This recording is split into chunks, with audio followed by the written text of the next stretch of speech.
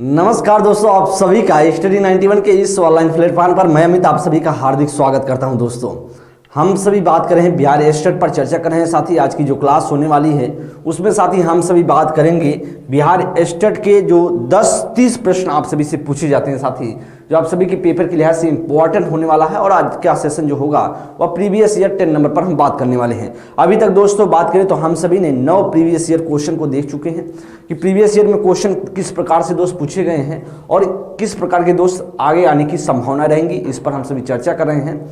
तो 10वां क्लास है, इसे आप अच्छे से वॉच करने की कोशिश कीजिएगा। दोस्त, आप सभी को पता है कि मार्च अप्रैल में इसका पेपर होगा। मार्च के लास्ट वीक में होने वाला है या फिर अप्रैल के फर्स्ट वीक में दोस्त इसका एग्जाम हो जाएगा। तो पहले प्रश्न पर हम चर्चा करें। पहला प्रश्न आप सभी की स्क्रीन पर, और इसके लिए दोस्त आंसर करने का प्रयास करें क्या आपका राइट आंसर बन सकता है।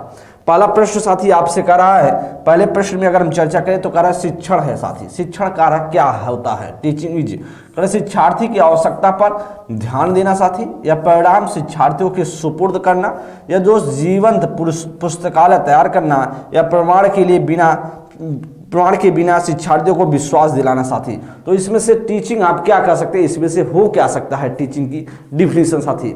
तो शिक्षण है, इस बात को हम अगर ध्यान दें तो परिणाम जो है, परिणाम शिक्षार्थियों को सुपुर्द करना, ये सारी डिफिनीशन तो नहीं है भाई, या कभी नहीं हमने पढ़ा ना, आपने भी कभी पढ़ा होगा। तो शिक्षण ऐसी कोई प्रक्रिया नहीं कि परिणाम विद्यार्थियों के सुपुर्द करना, न जीवंत पुस्तकालय तैयार करना, ऐसा भी कुछ शिक्षण का उद्देश्य नहीं होता साथी। न शिक्षण होता है प्रमाण के बिना शिक्षार्थियों को विश्वास देना, ये सब सारी चीजें फर्जी है दोस्तों।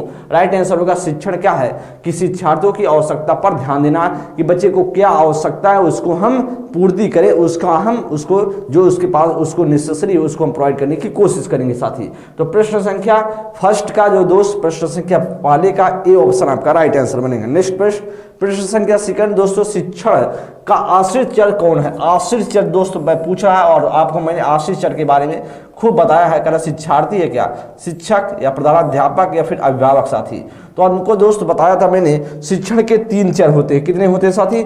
शिक्षण के 3 चर होते हैं। अगर 3 चर की बात करें तो 3 चर कौन कौन से होते हैं आपको साथी मैंने बताया था। एक भाई आपका होता है आश्रित चर, एक होता आश्रित चर, एक दोस्तों आश्रित चर जिसकी बात करें आश्रित चर की बात करें जिसे बोला जाता है शिक्षार्थी को, इसको शिक्षार्थियों को दोस्त बोला जाता है। आप जानते होंगे दोस्त, एक दोस्तों होता है स्वतंत्र चर। क्या होता है? स्वतंत्र चर की बात करें जिसे हम बोलते हैं स्वतंत्र चर को दोस्तों बोलते हैं शिक्षक को बोलते हैं दोस्त। एक होता है मध्यस्थ चर। कौन सा? मध्यस्थ चर। और मध्यस्थ चर को हम साथी बोलते हैं, उसे मध्यस्थ चर को बोलते हैं साथी क्या? मध्यस्थ चर को हम बोलते हैं जैसे पाठ्यक्रम। तो साथी आपका कौन सा राइट आंसर बनेगा, कौन सा इसका करेक्ट ऑप्शन बनेगा साथी? प्रश्न संख्या अगर हम बात करें इसका कौन सा राइट आंसर बनेगा, तो शिक्षण पर आश्रित चर है वह साथी आपका कौन सा होगा? आश्रित चर पूछ रहा है ना, तो शिक्षार्थी होगा। ऑप्शन संख्या ए इज द राइट ऑप्शन। ऐसे लर्नर दोस्तों क्या होता है? आश्रित चर है। और आप सभी दोस्त इस प्रकार के प्रश्न पूछे जाते हैं। नेक्स्ट प्रश्न आगे चलेंगे। प्रश्न संख्या दोस्तों 3rd नंबर की बात करेंगे। प्रश्न संख्या 3rd करा गति संवेदी शिक्षण क्या है? गति संवेदी शिक्षण पूछ रहा है। करा कि भाई साहब इसमें से गति संवेदी करा तार्किक अधिगम लॉजिकल लर्निंग, या शारीरिक अधिगम फिजिकल लर्निंग दोस्तों, श्रवण अधिगम दोस्तों ऑडिटरी जो लर्निंग, या फिर दोस्तों संगीतात्मक या म्यूजिकल दोस्तों लर्निंग, कौन सा इसमें से होगा, कौन सा राइट आंसर होगा? अगर प्रश्न संख्या हम सभी 3rd नंबर पर चर्चा कर लेंगे तो कौन सा दोस्त आपको लगता है कि बन जाना चाहिए? तो दोस्त हम बात करें गति संवेदी शिक्षण कराना, तो गति संवेदी शिक्षण का मतलब कहीं ना कहीं आपका शरीर मोशन करना चाहिए। ऐसा आप शिक्षण है जिसमें गति संबंधी हो, तो आपका सीधा से बोलेगा शारीरिक जो है अधिगम, फिजिकल जो लर्निंग को हम क्या बोलते हैं दोस्तों, वह बोल सकते हैं गति संवेदी। नेक्स्ट प्रश्न आगे चलेंगे। प्रश्न संख्या 4th नंबर की बात करें। शिक्षार्थी के समग्र विकास पर बल देता है दोस्तों। शिक्षार्थी का जो बात करें, लर्नर की बात करें, एक तरीके से उसके डेवलपमेंट पर जो इम्फाइसाइज कर overall development of the learner, तो ऐसा दोस्त कौन सा होगा? विषय केंद्रित शिक्षण होगा, या शिक्षार्थी केंद्रित शिक्षण होगा, या क्रिया केंद्रित शिक्षण होगा, या एकीकृत शिक्षण होगा दोस्तों। सब्जेक्ट सेंटर टीचिंग होगा, लर्नर सेंटर टीचिंग होगा, या एक्टिविटी सेंटर लर्निंग होगा, या इंटीग्रेटेड दोस्तों लर्निंग होगा। कौन सा इसमें से करेक्ट ऑप्शन है? क्वेश्चन को दोस्त प्रश्न संख्या 4th नंबर को देखिए और दोस्त प्रयास कीजिए आप सभी बताने का कि इसमें से कौन सा राइट आंसर बन सकता है। दोस्त कह रहा शिक्षार्थी के समग्र विकास की बात है ना, विषय केंद्रित शिक्षण कभी होता है क्या दोस्त? आपको कभी मैंने बताया क्या शिक्षार्थी के समग्र विकास के लिए विषय को हम उसमें बीच में लाएंगे क्या? कभी नहीं दोस्त। अगर बात करें प्रश्न संख्या, हम बात करें प्रश्न ऑप्शन संख्या बी पर, तो शिक्षार्थी केंद्रित शिक्षण एकदम वेरी गुड, आपका बी ऑप्शन बनेगा। क्रिया केंद्रित शिक्षण ऐसा कुछ नहीं दोस्तों, एकीकृत वैसे भी नहीं होगा दोस्तों। नेक्स्ट प्रश्न, आगे प्रश्न संख्या बात करें 5th नंबर की चर्चा कर लेते हैं। कह रहा है कि ब्लूम वर्गीकरण के नए संस्करण में संश्लेषण विस्थापन की गई है, साथ ही संश्लेषण विस्थापित की गई है सम्मिश्रण से, ये दोस्तों निर्माण से, सुसंगत से या मिश्रित करने से। तो दोस्त इसमें से ब्लूम का जो टेक्सोनॉमी आपने पढ़ा होगा उससे आप दोस्त प्रश्न पूछा तो इसके लिए कमेंट करने का प्रयास करेंगे साथी, कौन सा आपका बन सकता है इसमें से राइट आंसर जी। ओके, तो आप जानते हैं दोस्तों, अगर हम बात करें ब्लूम वर्गीकरण के नए संस्करण में संश्लेषण प्रस्थापित की गई है दोस्तों, उसे बोलते हैं निर्माण से। किसे दोस्तों? निर्माण से की गई है। तो संश्लेषण का मतलब होता है एकजुट करना, इकट्ठा करना। तो दोस्तों उसको प्रतिस्थापन की बात की जाए उसके स्थान पर हम कर सकते हैं निर्माण से। नेक्स्ट प्रश्न, आगे चले प्रश्न संख्या 6 नंबर के लिए। कर बेहतर अधिगम सुनकर होता है, बेहतर अधिगम सुनकर होता है दृष्टिकोण है कर विचार विमर्श विधि का, या दोस्त व्याख्यान विधि का, या दोस्तों प्रदर्शन विधि का, या संगोष्ठी विधि का। दोस्त क्या होगा? Better learning by the listening दोस्तों, द अप्रोचेज का इसमें से दोस्तों कौन सा आपका राइट आंसर बन सकता है? तो दोस्तों बेहतर अधिगम सुनकर होता है साथी, ऐसा कर रहा है तो सुनकर होता है दृष्टिकोण है, ऐसा दृष्टिकोण कौन सा होगा भाई? बेहतर अधिगम सुनकर होता है तो कौन सुनकर हो रहा है ना साथी, तो कहीं ना कहीं सुन का मतलब विचार विमर्श की बातें हो रही हैं। इसका मतलब कहीं ना कहीं आपका ऑप्शन संख्या ए बनेगा। 6 का क्या बनेगा साथी? ए ऑप्शन आपका राइट आंसर होगा। व्याख्यान विधि नहीं होगा, विचार विमर्श विधि होगा, क्योंकि जो आपको वाद विवाद करके एक तरीके से आप डिस्कशन मेथड बोल सकते हैं, जिसे हम बोला जाता है विचार विमर्श विधि। नेक्स्ट प्रश्न, प्रश्न संख्या 7, यह तो प्रश्न बहुत ही सरल है साथी। कारण निगमन विधि का दृष्टिकोण है क्या? कारण शिक्षण से शिक्षार्थी की ओर, या शिक्षार्थी से शिक्षक की ओर, या सामान्य से विशिष्ट की ओर, या विशिष्ट से सामान्य की ओर। बहुत अच्छा प्रश्न साथी। प्रश्न संख्या 7 नंबर में कौन सा हो सकता है साथी? एक आपने सुना होगा आगमन विधि। क्या सुना होगा साथी? एक आप सुने होंगे कि आगमन विधि होता है, और आगमन विधि एक आपने सुना होगा, एक तो निगमन में सुना होगा। आगमन विधि में साथी क्या होता है? आगमन विधि में क्या होता है साथी कि विशिष्ट से सामान्य की ओर जाते हैं। क्या? विशिष्ट से क्या? विशिष्ट से दोस्तों सामान्य की ओर जाते हैं। ध्यान दीजिएगा, हम किधर जाते हैं? विशिष्ट से सामान्य की ओर जाते हैं। इस बात को आप ध्यान दीजिए, विशिष्ट से सामान्य की ओर, विशिष्ट से सामान्य की ओर जाते हैं, ऐसा आपने सुना होगा दोस्त। अगर बात किया जाए विशिष्ट सामान्य की ओर, अगर निगमन विधि की बात कर ले साथी, तो निगमन विधि में कहेंगे, निगमन विधि में क्या होता है कि सामान्य से विशिष्ट की ओर। तो सामान्य से क्या होता है? सामान्य से विशिष्ट की ओर, सामान्य से विशिष्ट की ओर, ऐसा बोल सकते हैं। विशिष्ट की ओर, विशिष्ट की ओर, ऐसा दोस्त आप कह सकते हैं। तो राइट आंसर क्या साथी आपका बनेगा? राइट आंसर अगर हम बात करेंगे तो सीधा सा हमारा निगमन विधि होगा ना, इधर हमसे आगमन विधि, तो निगमन हमसे पूछ रहा है तो सीधा सा हमारा ऑप्शन संख्या सी का राइट आंसर होगा। बहुत बेहतरीन दोस्त प्रश्न है, और ऐसे प्रश्न आपके पेपर में आते हैं दोस्तों। नेक्स्ट प्रश्न और आया भी है दोस्त, आप देख ही पा रहे हैं, प्रीवियस ईयर क्वेश्चन है। प्रश्न संख्या 8 नंबर दोस्तों, वही क्वेश्चन फिर से है क्या जी? आगमन विधि की बात कर रहा है। आगमन विधि शिक्षार्थियों को प्रदान करता है साथी प्रासंगिक सामग्री को, अनुदेश को, व्याख्या को, या प्रदर्शन को। बहुत अच्छा प्रश्न साथी, इसको हम बताएंगे आप सभी क्या आपका राइट आंसर बन सकता है। इसके लिए साथी आप जानते हैं आगमन विधि में क्या होता है कि विशिष्ट से सामान्य की ओर। दोस्तों विशिष्ट से सामान्य का मतलब क्या होता है? विशिष्ट से सामान्य का मतलब होता है साथी, ऐसा आप कह सकते हैं। विशिष्ट से सामान्य का मतलब एक तरीके से कह दीजिए उदाहरण से दोस्तों नियम की ओर, उदाहरण से दोस्तों, उदाहरण से नियम की ओर, ऐसा आप बोल सकते हैं। नियम की ओर, ऐसा दोस्त बोला जा सकता है। अच्छा, ऐसा दोस्त जब बोला जा सकता है तो सीधा सा क्या बनेगा? प्रासंगिक सामग्री बनेगा कि नहीं? ओके, आपका ए ऑप्शन बनेगा। नेक्स्ट प्रश्न आगे चलेंगे, देखते चलिए साथी, और ऐसे ही प्रश्न आपके पेपर में आए हुए हैं और इसी तरीके से प्रश्न फिर से आएंगे। पाठ्य योजना के दोस्त जनक कौन है? पाठ्य योजना के जनक जिलर हैं क्या, हर्बर्ट हैं, कार्ल स्टोव हैं, या डीबी हैं? तो साथी इस प्रश्न को देखिएगा और दोस्त बताने का प्रयास करेंगे कि पाठ्य योजना के जनक कौन है। दोस्तों पाठ्य योजना के जनक की बात करें कौन बोले जाते हैं साथी? अगर हम बात करें पाठ्य योजना की बात करें तो साथी आपने एक पढ़ा होगा पंचपदी प्रणाली। किसका दोस्त, हर्बर्ट का पंचपदी प्रणाली पढ़ा होगा। उसी में दोस्तों हर्बर्ट जी ने बताया था पाठ योजना के जनक इन्हीं को माना जाता है, हर्बर्ट स्पेंसर को माना जाता है। किसको, हर्बर्ट स्पेंसर को माना जाता है। ऑप्शन संख्या 20 द राइट ऑप्शन। नेक्स्ट प्रश्न, आगे प्रश्न संख्या 10 नंबर की बात करेंगे। कर इवेंट से आप इस इंटरेक्शन चरण का सीजन दोस्तों कौन सा है, किसका दोस्तों, दोस्तों क्या है, करेक्ट, इन्वेंट्स आप इंटरेक्शन चरण का सृजन किया है दोस्तों, मेरिल ने, ब्रूम ने, ग्रेगर ने दोस्तों, या फिर वाइगोत्स्की ने, साथ ही किसने किया है। क्वेश्चन को देख लीजिएगा और दोस्त प्रयास करेंगे आपसे बताने का कि किसने किया है। साथ ही बहुत बेहतर प्रश्न है और हम जानते हैं एकदम दोस्तों, या आपके जानते होंगे कि आपका या इवेंट्स ऑफ द इंस्ट्रक्शन की बात करें दोस्त, इसने किसने किया है, रॉबर्ट गैगने ने किया है। रॉबर्ट गैगने दोस्तों कहाँ के थे, अमेरिका के निवासी थे, अमेरिका के निवासी थे। और साथ ही आपका सीधा सा बनेगा और राइट आंसर है आपका सी ऑप्शन। नेक्स्ट प्रश्न, और दोस्त ऐसे प्रश्न पेपर में आएंगे जहां पर आपको थोड़ा सा फैक्ट भी देखना है। सूक्ष्म शिक्षण में कौन से चरण शामिल है साथी, सूक्ष्म शिक्षण की बात करेंगे। सूक्ष्म शिक्षण में दोस्तों 6 चरण आते हैं। कितने चरण आते हैं, 6 चरण आते हैं। मैंने आपको बहुत बार बताया साथी, 6 चरण आते हैं। अगर दोस्त इसमें से बात किया जाए साथी, तो इसके जनक भी आपको ध्यान में रखना है कि सूक्ष्म शिक्षण के जनक डब्ल्यू एलन को बोला जाता है, डब्ल्यू एलन को बोला जाता है साथी। डब्ल्यू एलन कहाँ के थे, अमेरिका के थे। और साथ ही अगर हम चर्चा कर लें कि इसमें से कौन सा होगा, ज्ञान प्राप्ति की स्थिति है, कौशल अधिग्रहण की स्थिति है, या अंतरण स्थिति है, उपयुक्त सभी है। तो सूक्ष्म शिक्षण में कौन सा चरण दोस्तों इसमें से शामिल होता है दोस्त, इसके लिए प्रयास कीजिएगा। सूक्ष्म शिक्षण में कौन सा चरण शामिल है दोस्तों, 6 चरण मैं लिख देता हूं। देखिएगा पहला क्या साथी, पहला तो आपका योजना बनाना होता है। क्या होता है, योजना बनाना होता है, ठीक है। दूसरे की बात करेंगे दोस्तों, फिर शिक्षण किया जाता है। दूसरे की दोस्त बात करेंगे तो शिक्षण किया जाता है। शिक्षण के बाद दोस्तों क्या होता है, दोस्तों क्या होता है, फिर आप प्रतिपुष्टि लेते हैं।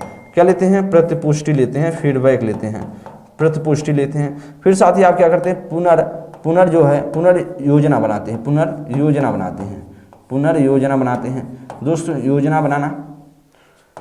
नेक्स्ट आगे होता है साथी पुनर्शिक्षण होता है। क्या होता है, पुनर्शिक्षण आप करते हैं, पुनर्शिक्षण करते हैं साथी। इसके बाद साथी बात करें, आगे हम बात करें, पुनर्शिक्षण हो गया, पुनर्प्रतिपुष्टि हो गया। क्या होगा, पुनर्प्रतिपुष्टि भी होता है। तो प्रतिपुष्टि की बात करें होता है साथी। आपको लग गया होगा कि कितने चरण हो गए आपका, मैं गिनती भी कर देता हूं साथी। तो पहला है, दूसरे और तीसरा, चौथा, पांचवा और छठवां, ये 6 चरण है दोस्तों। आपका सीधा सा बनेगा उपयुक्त सभी इसमें से सही हो जाएगा। क्या होगा, ऑप्शन संख्या डी इसमें सही ऑप्शन है साथी, सभी के सभी होता है। वो दूसरे लैंग्वेज में है ज्ञान की प्राप्ति की स्थिति, कौशल अधिग्रहण की स्थिति, ये सभी अंतरण स्थिति या उपयुक्त सभी दोस्तों, ये सभी इसका दूसरा रूप है और इसे दोस्त समझिएगा। नेक्स्ट प्रश्न आगे चलेंगे, प्रश्न संख्या 12 नंबर का।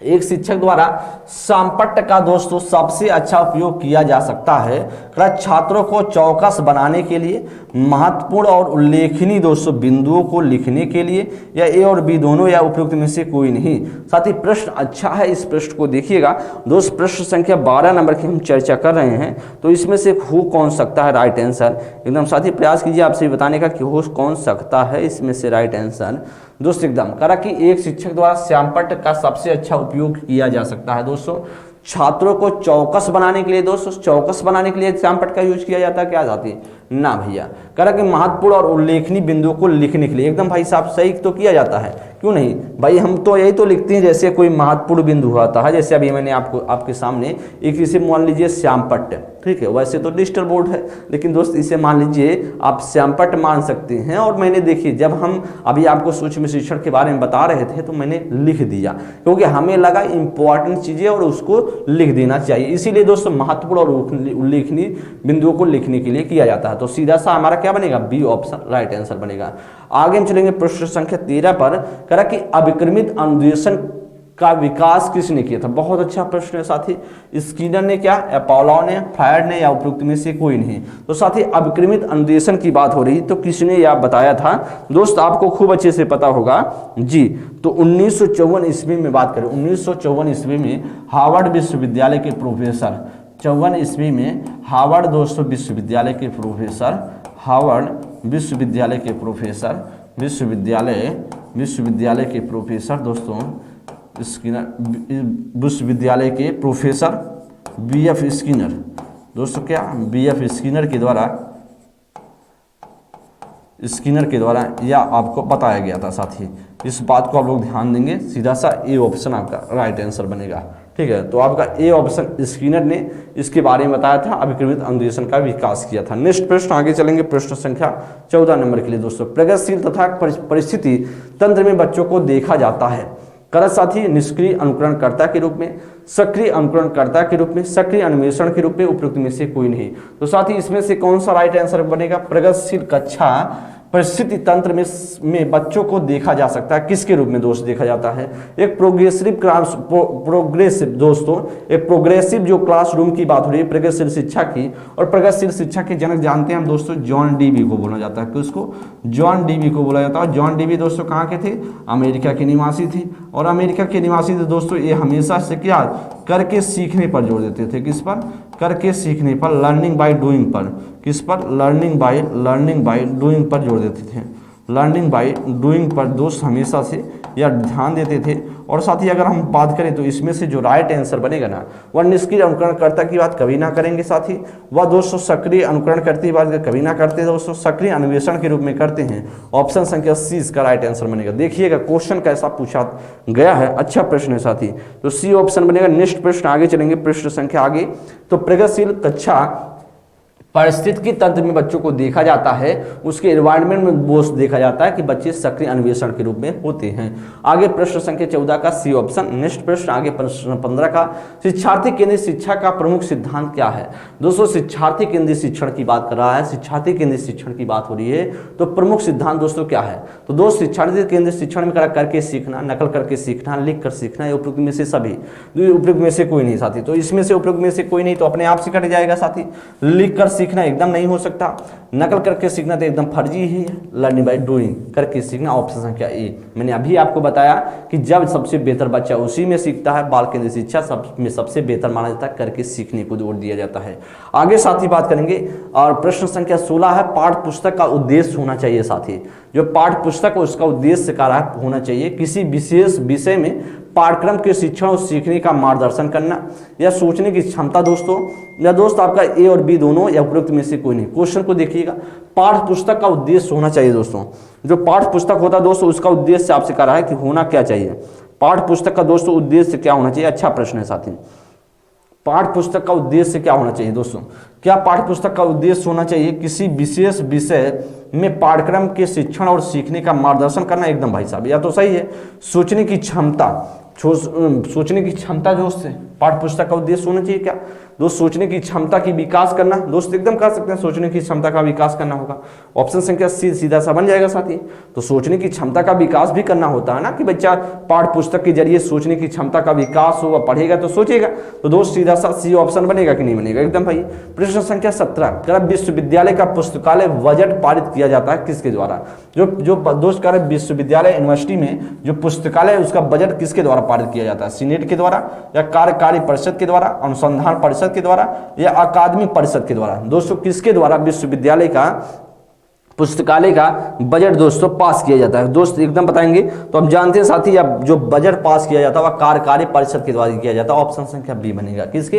कार्यकारी परिषद के द्वारा इसको बजट को पास किया जाता है। नेक्स्ट प्रश्न संख्या 18 पर चलते हैं साथी। आपके सामने एक अच्छा शिक्षक होना चाहिए, साधन संपन्न और निरंकुश होना चाहिए, या दोस्तों साधन संपन्न और सहभागिता वाला होना चाहिए, या दोस्तों साधन संपन्न और प्रमुख वाला प्रभावशाली होना चाहिए, या दोस्तों उपयुक्त में से कोई नहीं? बहुत बेहतरीन प्रश्न है साथी, इसमें आप लोग कंफ्यूज होंगे।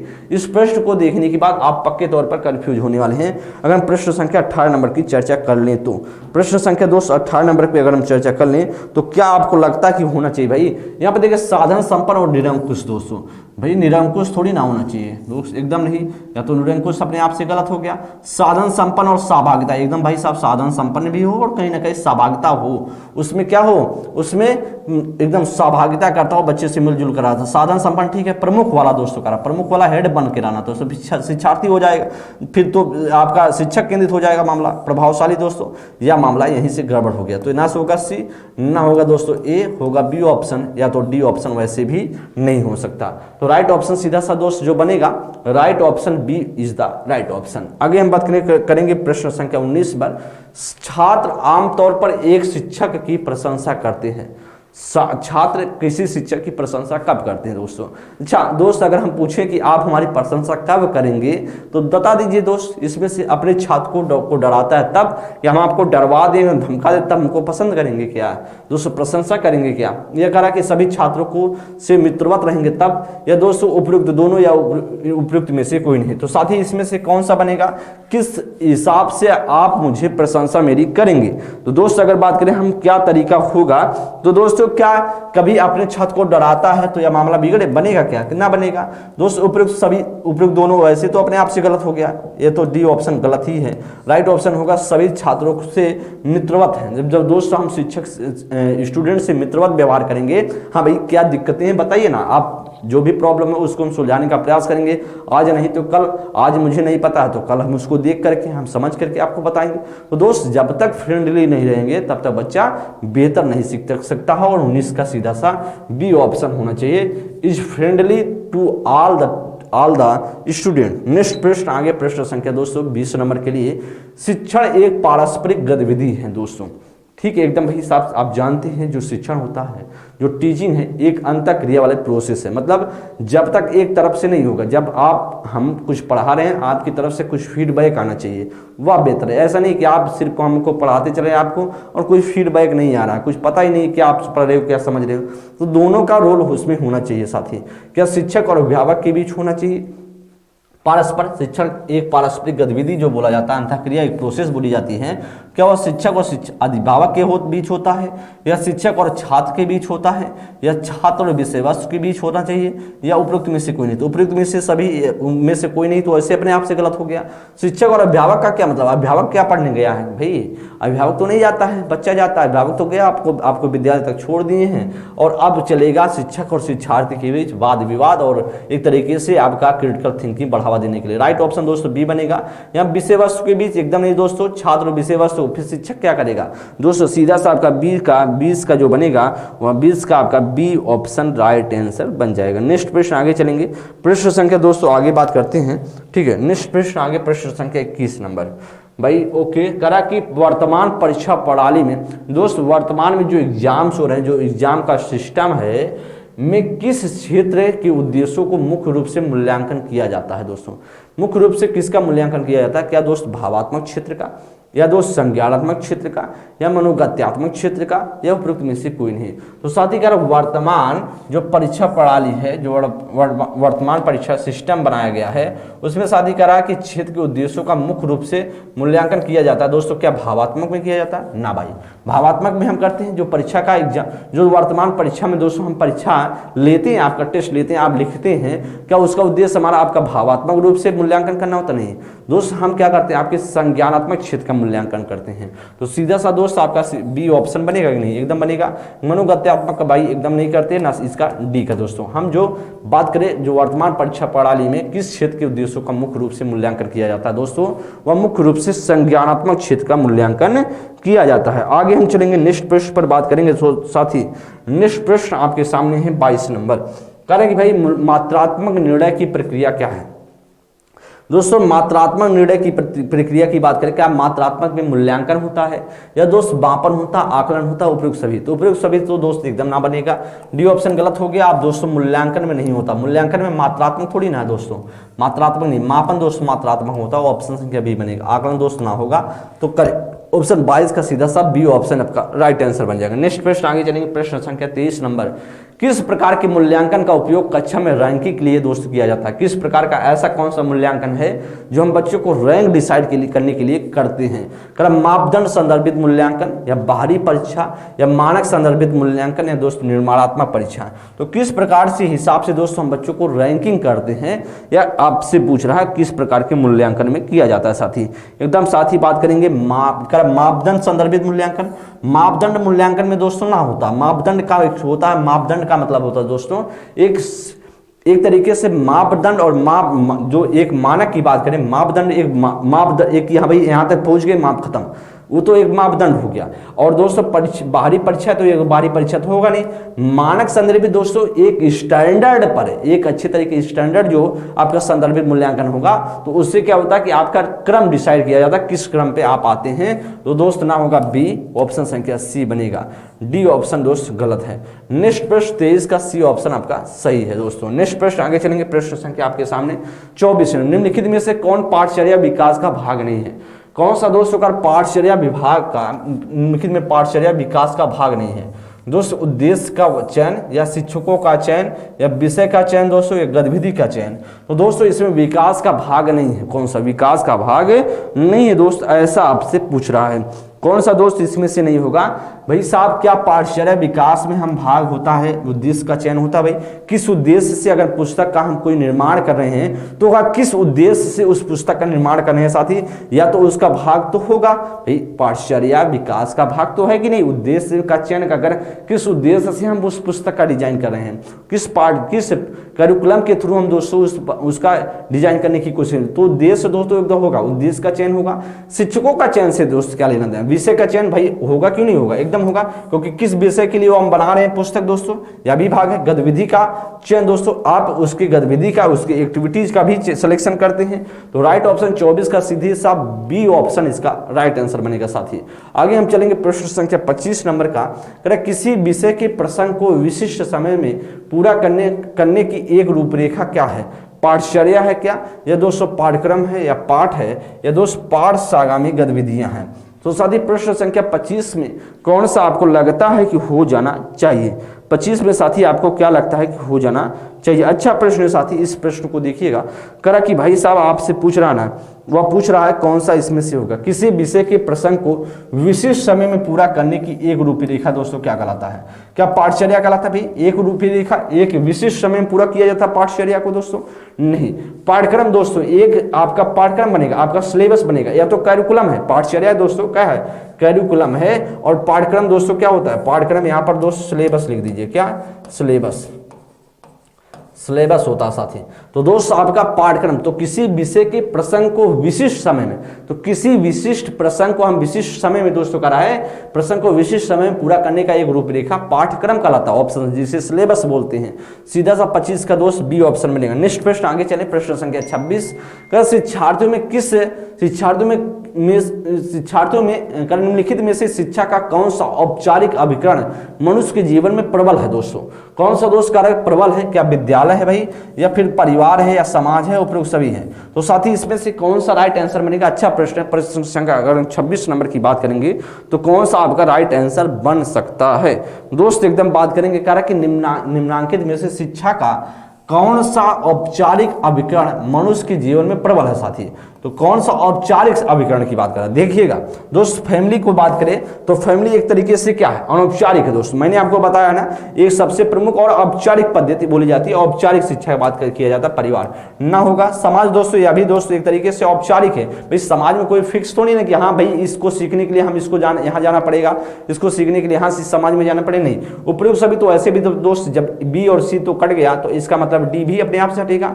सीधा सा औपचारिक पूछ रहा अभिकरण, तो विद्यालय आपका राइट आंसर बनेगा। नेक्स्ट प्रश्न आपके सामने है। आगे बात किया प्रश्न संख्या 27। संविधान के किस अनुच्छेद के द्वारा शिक्षा का अधिकार मौलिक अधिकार का दर्जा मिला दोस्तों? अनुच्छेद 12 है, अनुच्छेद 14 है, अनुच्छेद 21 ये है, या अनुच्छेद 21 है साथी? आप जानते करा कि साथी कि इसमें से कौन सा आपका राइट आंसर बनेगा? देखिएगा 86वें संविधान संशोधन दोस्तों, 86वां संविधान संशोधन हुआ। 86वां संविधान संशोधन होता है। संविधान संशोधन होता है दोस्त, कब होता है? 2002 में होता है। और 2002 में जब बात किया जाता है होता है तो उस समय बोला जाता है कि 6 से 14 वर्ष के जितने भी बच्चे हैं, 6 से 14 वर्ष के जितने भी बच्चे हैं, जितने भी बच्चे हैं 6 से 14 वर्ष के बच्चों को निःशुल्क और अनिवार्य शिक्षा का प्रावधान की बात करें। निःशुल्क बच्चों को निःशुल्क और अनिवार्य शिक्षा, निःशुल्क और अनिवार्य शिक्षा, निःशुल्क एवं अनिवार्य शिक्षा का बात किया गया। अनिवार्य शिक्षा की बात की गई, अनिवार्य शिक्षा की बात की गई है कि बच्चों को निःशुल्क अनिवार्य शिक्षा प्रोवाइड किया जाएगा साथी। तो यह आर्टिकल दोस्त अगर बात किया किस आर्टिकल में जोड़ा गया, या 86वें संविधान संशोधन आर्टिकल दोस्तों आपका मौलिक अधिकार की बात करें, मौलिक अधिकार मौलिक अधिकार दोस्तों 21A में इसे जोड़ दिया गया। अधिकार 21A में मतलब बच्चों का मौलिक अधिकार है कि उसको 6 से 14 वर्ष के बच्चों को जो सरकार है बच्चों को शिक्षा प्रोवाइड कराए। तो दोस्तों सीधा सा सी ऑप्शन बनेगा राइट आंसर, 27 का सी ऑप्शन। समझ गए ना। सो दोस्त आगे बात करें प्रश्न संख्या हम सभी 28 नंबर की बात करें। बच्चों के अधिगम के लिए सबसे आवश्यक कारक दोस्तों कौन सा है? बच्चों के अधिगम के लिए सबसे आवश्यक पूछ रहा है। शिक्षक का शिक्षण दोस्तों, शिक्षक का शिक्षण होगा या वर्ग कक्षा का वातावरण होगा या बच्चों की तत्परता होगी या उपरोक्त सभी साथी। कौन सा होगा? बच्चों के अधिगम के लिए सबसे आवश्यक कारक कौन सा दोस्तों? सबसे आवश्यक कारक आपसे पूछ रहा है कि कौन सा होगा दोस्तों। कौन सा सबसे अच्छा आवश्यक कारक है भाई? क्या शिक्षक का शिक्षण दोस्त सबसे आवश्यक है कि शिक्षण जो शिक्षण करा वह सबसे बेहतर है?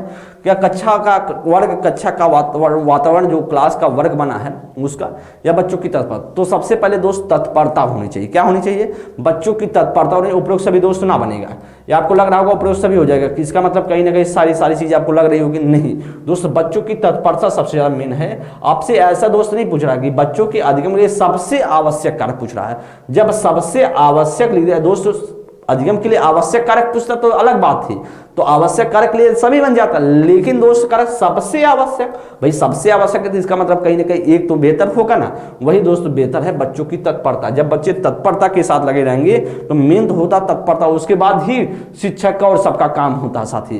पहले तो तत्पर होना चाहिए ना। दूर सम्मेलन दोस्तों है, दो तरफ प्रसारण प्रणाली को बोला जाता है, एक तरफा प्रसारण प्रणाली को दोस्त बोला जाता है, उपरोक्त दोनों को बोला जाता है, उपरोक्त में से कोई नहीं। तो दूर सम्मेलन दोस्तों होता क्या है? The distant correct in conference दोस्तों, इसमें से क्या है? 29 नंबर में कौन सा दोस्तों बनेगा? 29 नंबर में दोस्तों कौन सा बनेगा? दो तरफा दोस्तों, दूर सम्मेलन का मतलब होता है दो तरफ प्रसारण प्रणाली दोस्तों। आपका होगा टू वे ट्रांसमिशन सिस्टम। तो टू वे ट्रांसमिशन सिस्टम आप बोल सकते हैं उसे दोस्तों, डिस्टेंस कॉन्फ्रेंस आप उसे कह सकते हैं। सीधा सा दोस्तों दूर सम्मेलन दो तरफा प्रसारण प्रणाली को बोला जाता है दोस्तों। आज का अंतिम प्रश्न 30वां प्रश्न जो आपके पेपर में पूछा गया है, शिक्षक के लिए दोस्तों, शिक्षक के लिए श्यामपट्ट पर लिखने का सही तरीका क्या है भाई? अगर हम शिक्षक के तौर पर हम श्यामपट्ट या बोर्ड पर लिख रहे हैं तो मेरा तरीका क्या होना चाहिए? श्यामपट्ट स्पष्ट और तेज लिखें, क्या हम साफ और तेज लिखे, फास्ट तरीके से मुझे लिखना चाहिए, या महत्वपूर्ण बिंदुओं को लिखना चाहिए, या दोस्त करना चाहिए मुझे, या पहले बातों को लिखना तब छात्रों को पढ़ने के लिए कहना, ऐसा करना चाहिए, या प्रश्न का उत्तर दोस्त लिखना चाहिए? क्या हमको शिक्षक के तौर पर दोस्त करना चाहिए? एक अच्छा प्रश्न है साथी, और आपके पेपर में ऐसे प्रश्न पूछे गए हैं दोस्त। क्या आपको करना चाहिए साथी? स्पष्ट और तेज लिखना चाहिए। भाई हमको स्पष्ट लिख दें और तेज लिखें? भाई तेज तो एकदम नहीं, स्पष्ट तो हम कह सकते हैं लिखना चाहिए, तेज नहीं लिखना चाहिए साथी। महत्वपूर्ण बिंदुओं को लिखना चाहिए सिर्फ दोस्तों, सिर्फ इंपॉर्टेंट पॉइंट को हमें सिर्फ लिखना है। एक दो बोर्ड पर अगर बात करें सही तरीका लिखने का, नहीं ये भी नहीं होगा दोस्त।